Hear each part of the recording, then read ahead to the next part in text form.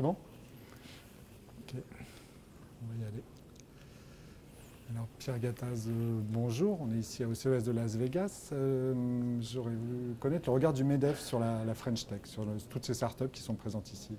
Écoutez, c'est formidable. La French Tech à Las Vegas, c'est un tiers des startups du monde entier qui exposent dans l'espace Eureka. Et c'est la troisième plus grande délégation du monde après les États-Unis et la Chine. Je trouve que c'est formidable d'avoir des entrepreneurs qui montrent ce génie entrepreneurial français qui est là, qui est présent, qui est très fort, lié à l'innovation technologique. Et je trouve que c'est extrêmement enthousiasmant pour la France et on peut être optimiste, je dirais, pour que ça se mette en place dans l'avenir. En tout cas, c'est un formidable atout de la France que nous avons par cette technologie et ces entrepreneurs. Il y a beaucoup de startups, mais il y a assez peu de grosses entreprises françaises, ou en tout cas, elles ne sont pas forcément très visibles. Alors les grandes entreprises françaises, si vous voulez, elles sont là en délégation, elles n'ont pas forcément des stands. Ça coûte assez cher quand même d'avoir un grand stand, d'autant plus qu'il y a d'autres salons professionnels. Mais de plus en plus, vous voyez des délégations dans la domotique avec des gens comme Legrand qui sont là, qui sont très présents. Valeo sont là depuis quelques années, PSA, Citroën sont là.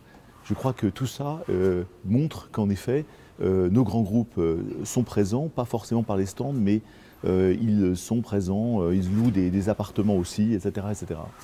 D'accord. Et d'après vous, une question un petit peu plus prospective, tout le monde sait qu'il y a bientôt des élections en France, quel levier devrait actionner le prochain locataire de l'Élysée pour favoriser le développement de la French Tech?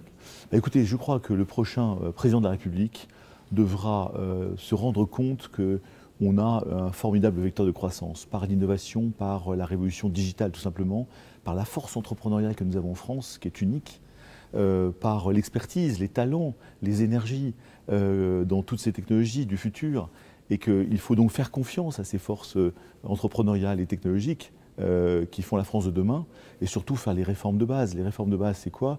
Dans ce monde qui évolue à toute vitesse, la rapidité, la flexibilité, c'est fondamental. Il faut donc faire les réformes sociales qui s'imposent pour que les personnes, les entrepreneurs n'aient plus peur d'embaucher en France, dans un marché qui peut aller très vite, très fort, très loin, mais qui a des soubresauts. Deuxièmement, il faut faire les réformes fiscales, de façon à ce qu'on baisse encore les charges fiscales sur les entreprises, et surtout qu'on améliore le financement, car vous savez, en fait, on a beaucoup de start-up, et ces start-up, il faut qu'elles restent en France d'une part, il faut qu'elles trouvent un financement le plus possible en France, il faut qu'elles n'aient pas peur de se développer en France, de se transformer en TPE, en PME, en ETI et en grands groupes.